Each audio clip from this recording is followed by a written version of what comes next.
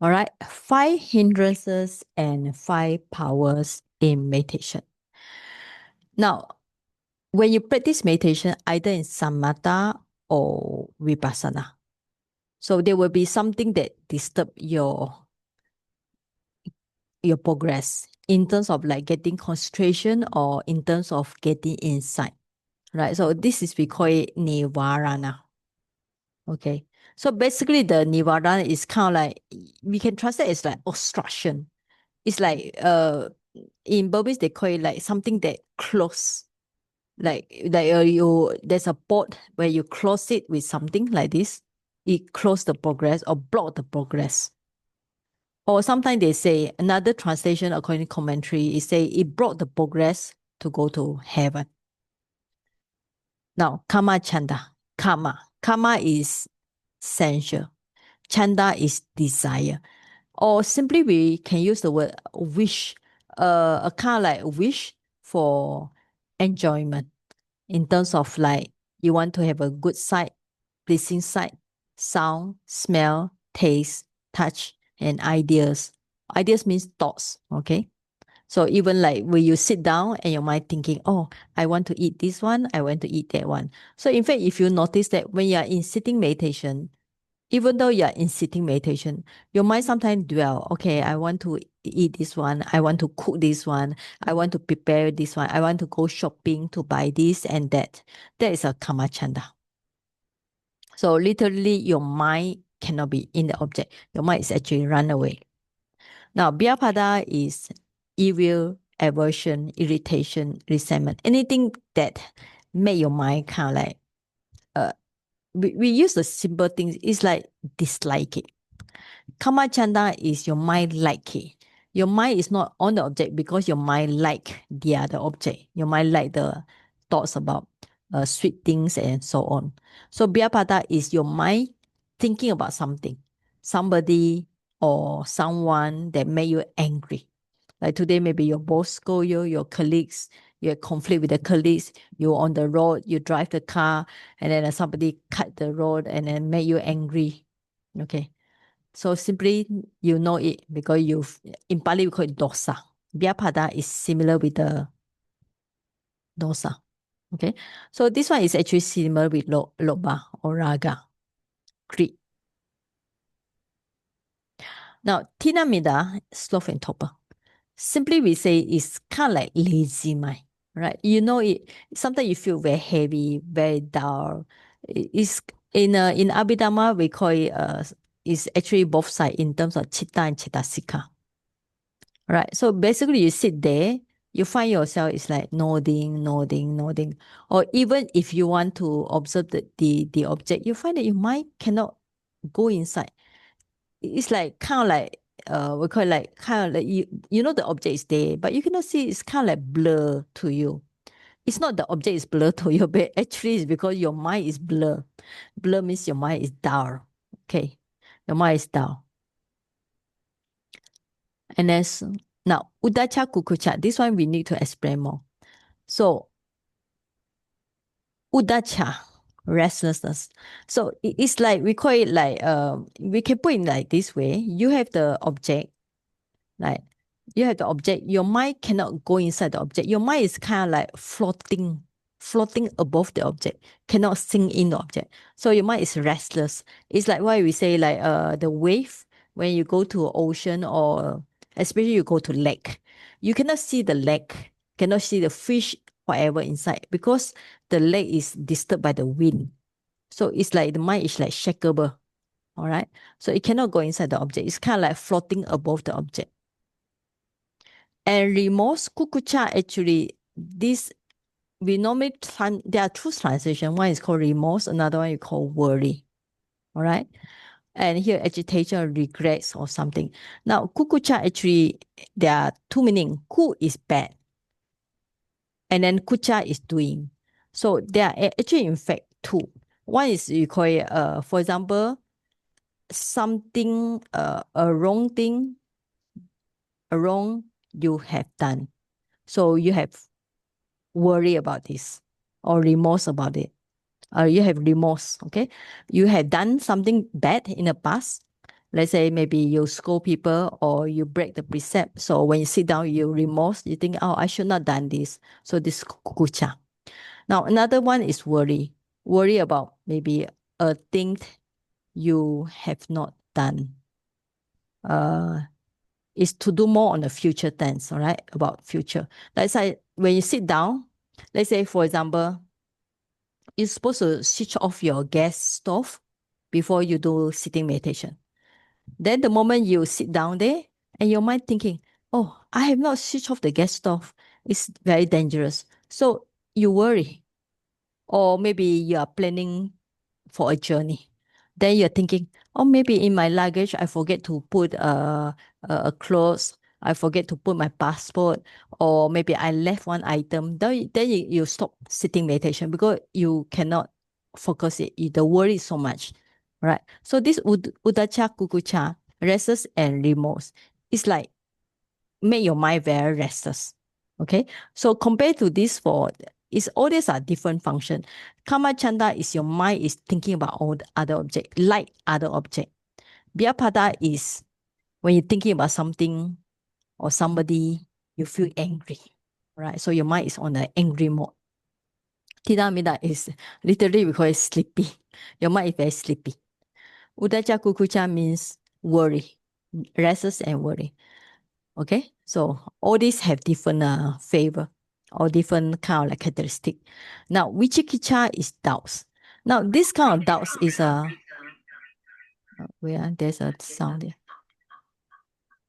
Now, this kind of doubt is where's the echo there? Okay, yeah, all right.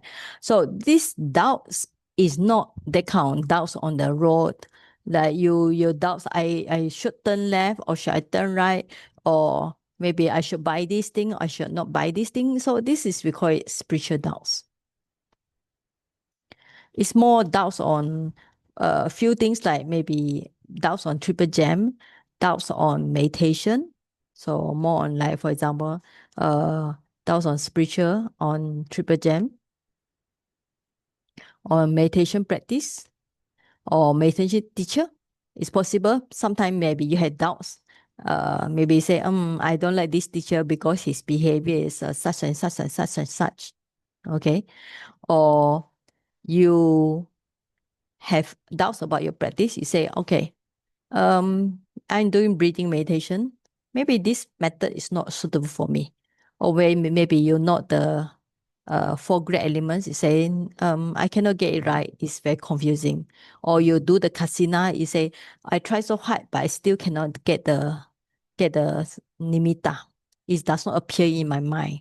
So all these are doubts about meditation practice. Okay, now we will read some example here. So I get this asking Nobu to help me. Nowadays getting lazy also. Okay, somebody read please. Number one. Brother Ko, are you here? Yes, yes. Okay, can you read? Yeah, loud. Yes. Sensual desire, is it? Yes. Sensual desire, kama chanda. This is the craving for pleasant sensory experiences. In meditation, you are trying to focus on your breath, but your mind keeps wandering to the thought of the pizza you had for dinner. You mentally rehearse the taste of the cheese, the smell of the baked dough, and the pleasant feeling of fullness. This fantasy pulls your attention completely away from your meditation object. In daily life, while working on an important report, you find yourself constantly refreshing social media, browsing online stores for new clothes, or planning your next vacation. The desire for a more pleasant or stimulating experience than your current task undermines your focus and productivity.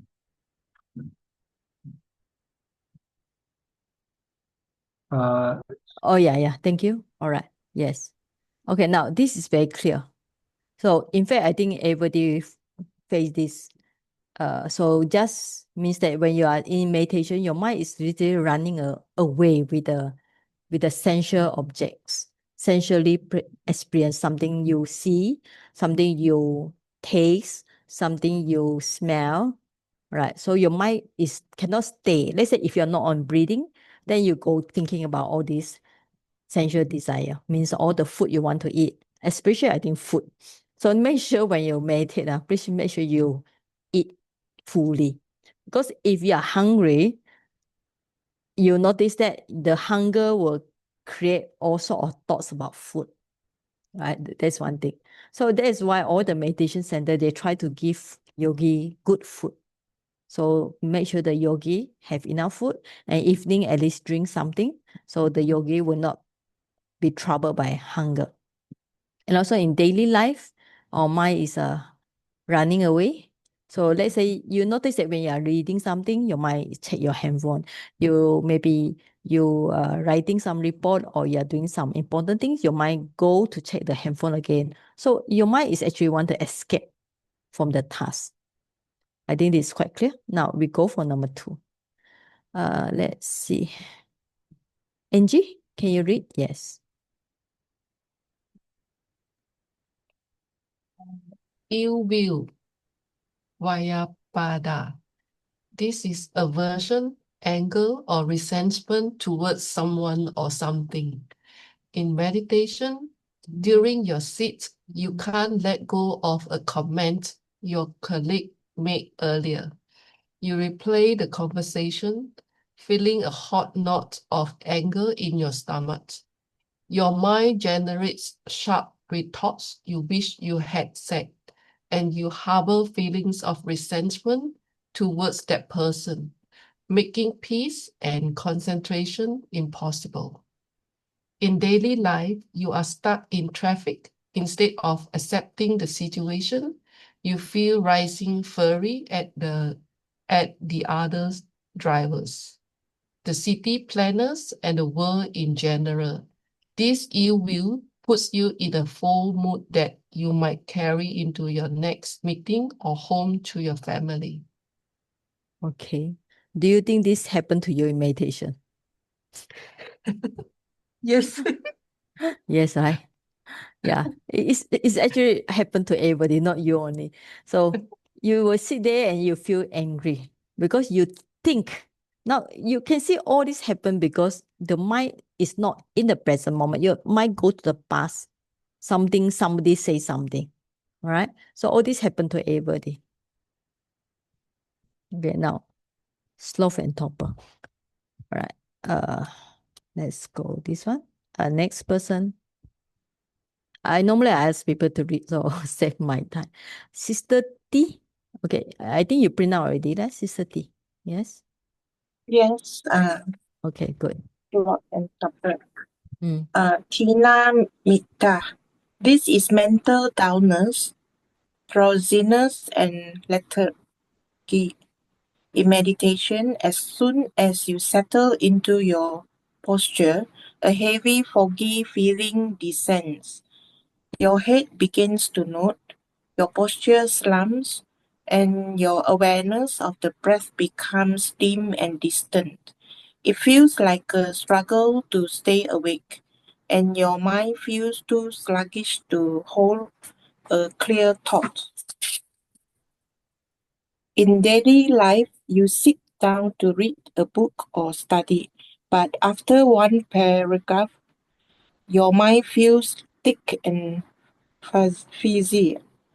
You find yourself rereading the same sentence without comprehensions, yearning to just put your head down on the desk or take a nap, despite having had enough sleep. Okay. Do you think happened to you? Yeah, Yeah. often. Often, Yes. right? Yeah. Yeah. This happened not only to you, everybody, right? So Yeah. actually, we say how you know you are in sloth torpor.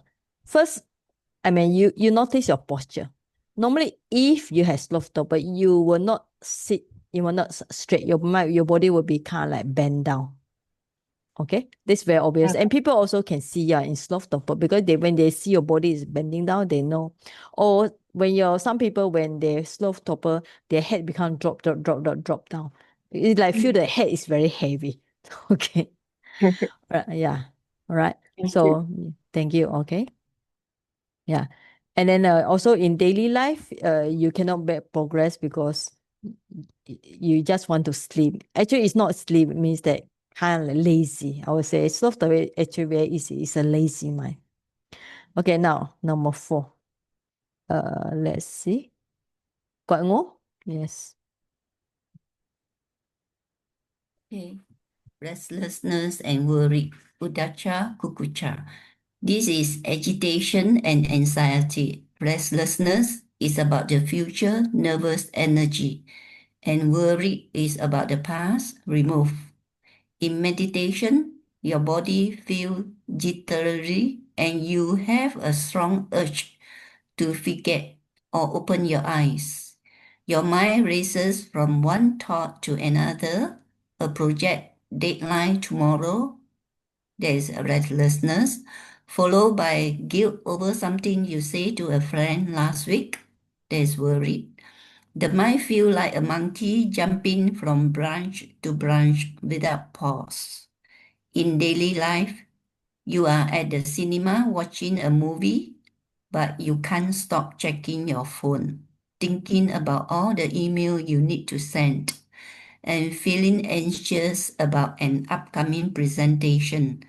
The physical and mental agitation prevent you from being present and enjoying the film. Okay, thank you. Thank you. Okay. Yeah, so this happened to everybody. All right.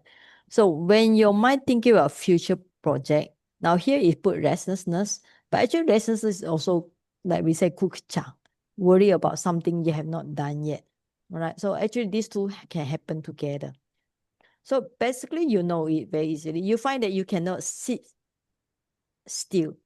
So let's say if you cannot sit still, if you need to do it, you have to do it. If you cannot do it, your mind cannot settle down. So either you go, for example, you forget to switch off your gas stove, you go and switch it off. But sometimes if it's not so urgent, maybe you just tell yourself, okay, let's forget it. Don't worry about this. I just need to spend 1 hour meditate. Right? Sometimes you need to make some determination. Okay, number 5. This is a kind of like spiritual doubts. Sister Chai Hun, can you lead? Yes. Sister Chai, yes. Okay, yeah. Okay. Saji. Yes. Skeptical doubt, witchy kicha. This is a paralyzing, unhealthy uncertainty that undermines confidence and action. In meditation, you sit down and think, what's the point of this? Is this really leading to anything? Maybe the teacher's method is wrong. Maybe I'm just not cut out for meditation. This internal debate consumed the entire session, preventing you from engaging in the actual practice and seeing for yourself. In daily life, you are given clear instructions for a new task at work. Instead of starting, you spend hours second-guessing the manager's plan, questioning your own ability to execute it, and searching for alternative methods online. This doubt leads to paralysis and procrastination, stopping you from making any progress. These examples show that the hindrances are not just meditation problems. They are fundamental patterns of the mind that create obstacles to clarity, peace, and effectiveness in every aspect of life. Recognizing them is the first step toward applying the antidotes. Okay, thank you very much. Okay, now we go for how we should solve it. Okay, now for sensual desire, the first one, gut sense though. All right. This means that when we see something, if you want to progress faster or less defilement, so when you see something, don't catch it. Catch it means don't catch the image that you see, like the sound you hear, the taste, and so on. Because once you catch it, it will always stay very strong, leave a strong imprint in the mind. So that's why the Buddha say, let the seeing be seen, let the hearing be hearing, let the sound, let the sound be the sound, let the sight be the sight. Okay? That means that when things coming in, you need to guard it. That's first way. Now, second way is, okay, impermanence. Now, why is it impermanence? Because for example, when you hear a beautiful sound, so if you note the sound coming in, it strike the ear, and then it disappear. Another sound coming in, disappear. Another sound coming in, disappear. So once you see the impermanence, so your mind have no time to grasp on it and attach to it. Okay, so same also when you eat a cheese or pizza, whatever. So you know the taste, how you contact it, and then because you are busy noting. If you are busy noting, then you have no time to enjoy it. So if you don't get it, then you will be busy enjoying it. Okay.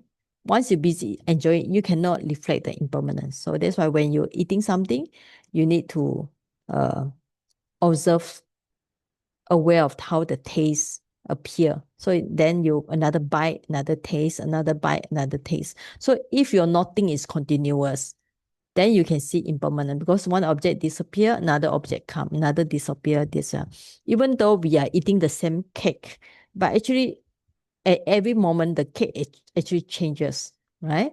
So the feeling also changes, and then the sensation, all this will change. So we need to see the impermanence. Now, another one is asubha.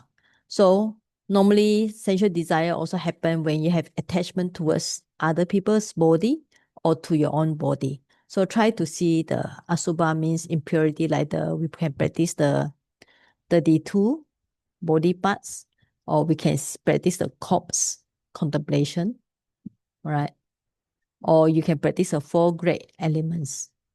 So all this will reduce our attachment towards the body or towards the body of others. Okay. So basically I think the best way is gut sense though.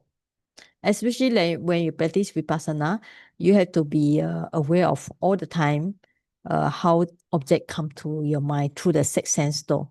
So if your nothing is continuous, actually at that time, there's no time for you to get attached to the object. Now, Bhyapada. Bhyapada is anger, hatred. So the best, of course, cultivate metta. Because anger is like fire. Metta is like water. So they are opposite in nature. So to dose off the fire, you need to use metta. That's like water. And also, you can forgive. For example, if somebody scold you, you can forgive that person. Or you need to patient if that person is bad behavior, is disturbing you. You cannot change him. So then you have to patient with him or her. Of course, sometimes we can do things like we can even reflect on karma. Like somebody scold you is because you scold people in the past. So it's your bad karma you done in the past. So you have to accept the bad karma result, coming result. Okay. So metta will be the best way. So that's why sometimes like recently on yesterday, so we talk about 4 Brahma Vihara, how we practice the 4 Brahma Vihara, metta, karuna, mudita, upekkha in our daily life. This is actually very good practice. Now, Tinamida. Tinamida is, like we say just now, Tinamida is actually kind of like very dark mind or very heavy mind or very lazy mind. So you need to brighten the mind. You need to make the mind more active. All right. You need to brighten and activate the mind. So the mind actually in a very lazy way. So you can do walking. So when you are doing sitting meditation, if you feel sleepy all the time, there's actually no point for you to do sitting anymore. So as long as you have enough sleep, then you do walk. Sometimes you do quick walking. So actually at first, if your mind is very sleepy, don't do 3 step or 4 step or 5 step or whatever. Do walk. Left, right, left, right, left, right, left, right. Fast. Okay. Then you feel you pick up.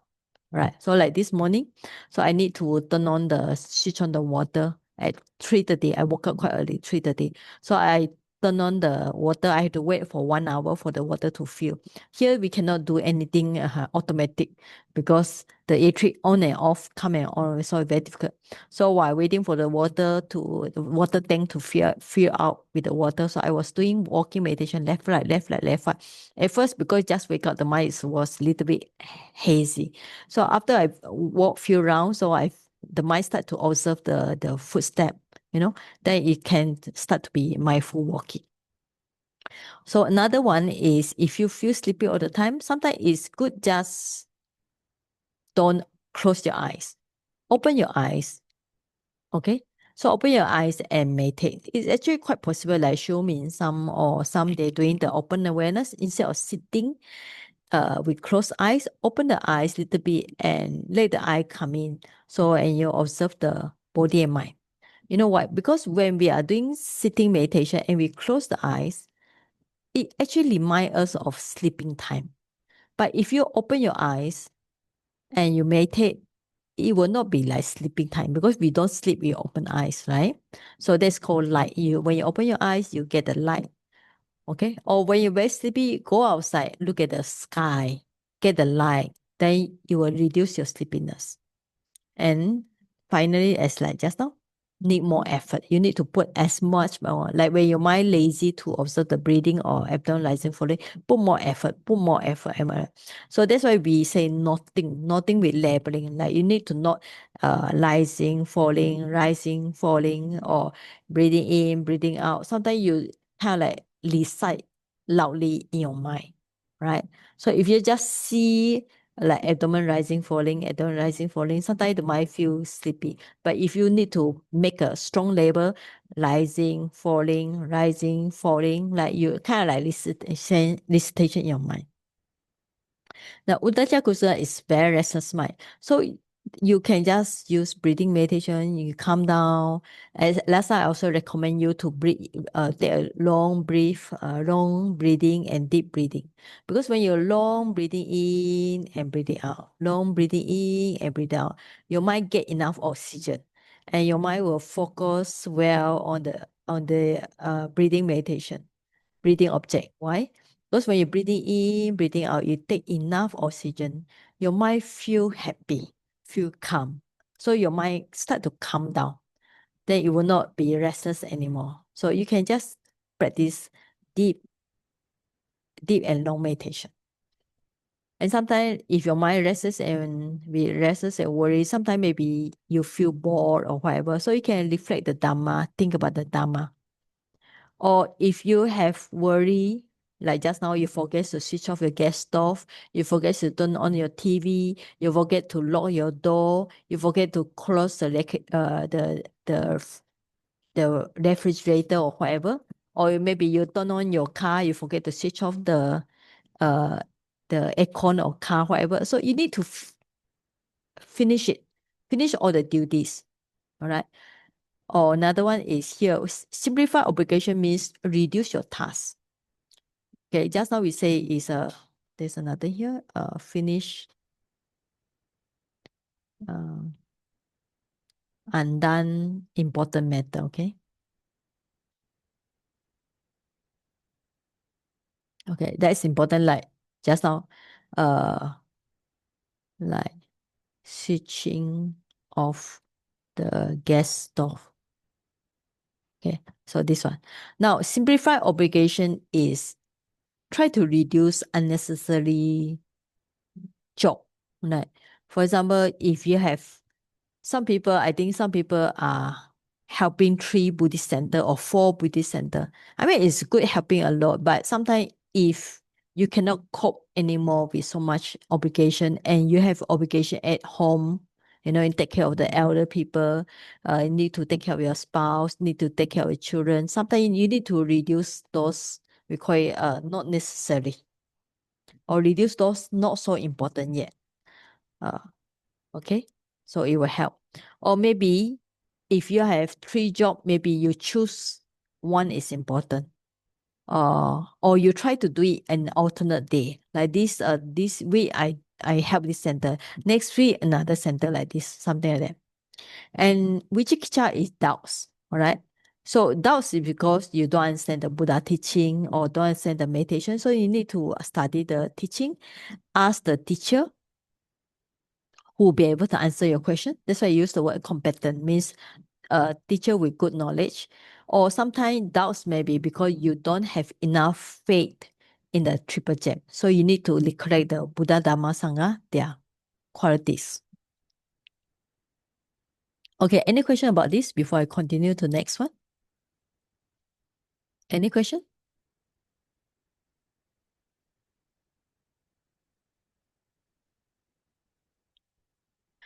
All right, so if no question, let's go for next one.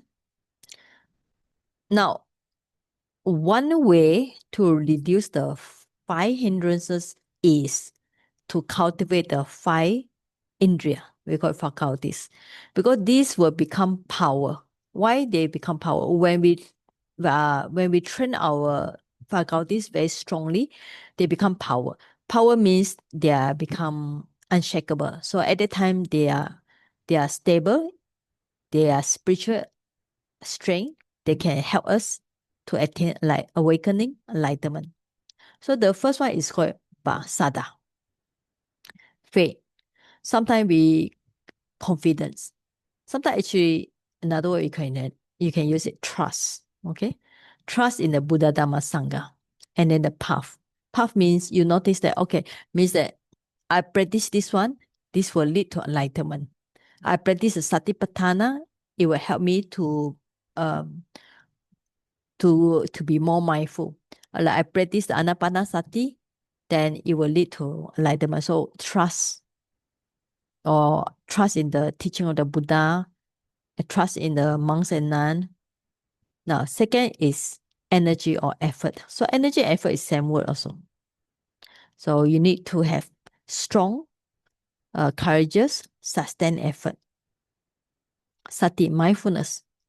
Now, mindfulness, actually, what is mindfulness? Sometimes we can use the word awareness. Okay, mindfulness, awareness means you clear on the object. Sometimes sati has another meaning called remembrance. Okay, so when we remember something, it's actually sati. So anyway, mindfulness means awareness on the namarupa, also on samadhi. So samadhi is concentration. Sometimes in other technical terms, we call it one-pointedness. One-pointedness means that your mind focus one-pointedness on the object. So it's like 100% the mind is unified, not scattered like the udacha kukacha. So last one is panya, wisdom. Wisdom allow us to see things as they are, impermanent, suffering, non-self. Okay, so if we can develop this 5, literally our mind is strong. So this will conquer the 5 hindrances. So in fact, this 5 will reduce or terminate all the 5 hindrances. But in samatha practice, we call it a temporary suppress, because the samatha is when you're in jhana or near to jhana, the 5 hindrances are suppressed. But when you're out of jhana in your daily life, the 5 hindrances will appear again. But when somebody practice the path and fruition, or reach the path and fruition, especially when they reach anagami, so there's no sensual desire, there's no evil, all right? So of course, when they reach arahant, there's no arahant will have no dream. Arahant will have reduce a lot of defilement, like what else? Yeah, conceit, mana. Okay, doubts will be terminated by the first enlightenment, the sotapanna, because there will be no doubts. A sotapanna will have totally belief in the Buddha Dhamma Sangha, and also will believe in karma and observe the 5 precepts. Now here actually, now this question is we try to match which 5 hindrances will reduce the which which power will reduce the which hindrances. Okay, so for example, faith. So now I start Q&A, right?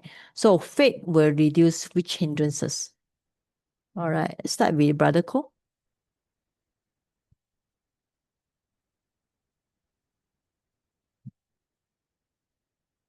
Okay, Brother Ko, are you here? Yes.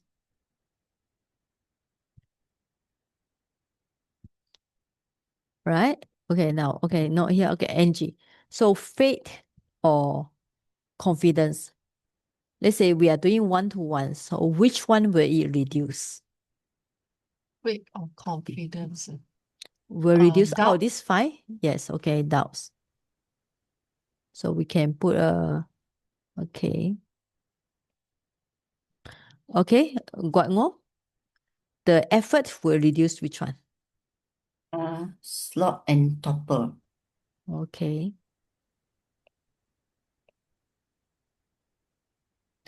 Why? Why? The question is why? That means we put an effort to concentrate. If you find, let's say for example, you No, find we don't say put the effort to concentrate because concentrate is samadhi. Effort means energy, right? Sloth topper Yes. means like, just like I tell you, sloth topper means what? Lazy mind, right? Yes. The mind is like very dull. So you need more effort there. Okay. Okay. Sister Chai, now mindfulness, what do you think? Mindfulness, Mm. sensual desire, Okay. All right. So sensual desire. Besides sensual desire, what else? mindfulness, ill will also, ill will. Yeah, okay. Actually, mindfulness is, we can say it can apply to everything, you know. In fact, we can say mindfulness can apply because when we have mindfulness, we can reduce the sensual desire. We can Yes. reduce the evil. We can even reduce low topper. So we can leave it now because it's actually very general. Okay. Now, how about concentration? What do you think? Sister Chai, concentration. Concentration will be restlessness, worry. Okay. I think this is a good here. Yeah. Now, when we say we have concentration means your mind can focus one pointedness. Now, restless and worry means your mind is actually scattered all over the place, all right? Concentration is like you can zoom in one place. Restless worry, your mind is like all over the place. So you can see like this. Okay. Now, wisdom. So next one. Okay, Sim. What do you think, wisdom? Sim? Sister Sim, yes. I think it applies to everything. Because you have wisdom, you'll be cut off the sensual desire, and then we will be not sleepy, and then no doubts. Okay. All right. Yes. Actually, all these are just we actually all these are theory, because in fact when the 5 faculties, especially mindfulness and wisdom, are very strong, they can reduce or cut off a lot of things. Okay. Let's say wisdom. Yeah, actually. Okay. So mindfulness and wisdom, actually these two are very powerful. Right. So we try to draw a line, but I think actually, like we say, all the 5 powers or 5 faculties can reduce or terminate some or all the hindrances at that time of meditation. All right. So the key point is, if you want to reduce the hindrances because they disturb your meditation, so you need to increase the 5 faculties as much as possible. So you try to increase your faith. How? You can do, like we say just now. Okay. Do we say that? Okay, now. So now we can think about ourselves. Now, how do we increase our faith? So for example, we can chant. You can do chanting. Do chanting. Itipiso. You can read more books. Okay. You can go and have discussion with vulnerable. So when you get the right answer, of course, your faith is increased. So there are many ways for us to increase our faith. Okay. Now, effort in meditation. So I actually recommend students don't just do sitting meditation, because when you do sitting meditation, sometimes your mind feel very lazy. You know, you see, maybe you can meditate for half an hour, then you might get down. So do more walking. Right. So that's the best way. Walking and standing. Because when you walk, you need more energy. When you stand, you also need more energy. And literally, you cannot sleep. You cannot sleep in walking and standing indefinitely. All right. And also, sometimes don't be lazy. Sometimes do labeling. Some people say labeling is not helpful, but actually when you do walking meditation, you can left, right. You can recite in your mind, left, right. Actually, it's actually increase the effort. Now, sati is mindfulness. Now, is awareness. How you can do it? Actually, there are many methods like you practice 4 foundation mindfulness, or sometimes we can say another way is to do things slowly and mindfully. Now, sometimes we forget things. Why? You put one things, then you go to rush another job. Then in between you forget, where do I put that thing? So you search the whole house the whole day. Finally, the thing is maybe a key or whatever left in that place. Why? Because we rush. So sometimes like Mahasi method asks you to do slowly. It helps you to stay in the present moment and your mind will not be rushing about doing this and that. Okay? So this will help you. Now, samadhi means you need to calm down. So how do you calm the mind? Sometimes in like some of the books say, if you have associate with people who are more calm, or I think the best, instead of thinking about how to associate people, is how you're going to get concentration. So also, concentration come because of you have effort, and so it actually need like few things. When you have sati, when you have mindfulness and effort. So this will support you to get good samadhi. Right. So that's important. Samadhi actually, when we see in terms of like 7 factors of enlightenment, it's actually the result of mindfulness and effort. Okay, now wisdom, of course, is important. So many ways to improve the wisdom. Of course, you need to read and also listen Dhamma talk. Even like sometimes you are in your kitchen, you got free time, just turn on the Dhamma talk, which vulnerable you like. Doesn't matter, just listen and listen. Because if you listen maybe 1 hour, even though you're busy with the kitchen work, at least there are some Dhamma can go inside your mind. Okay? And another thing is, so of course you practice Vipassana. Now, when you practice Vipassana,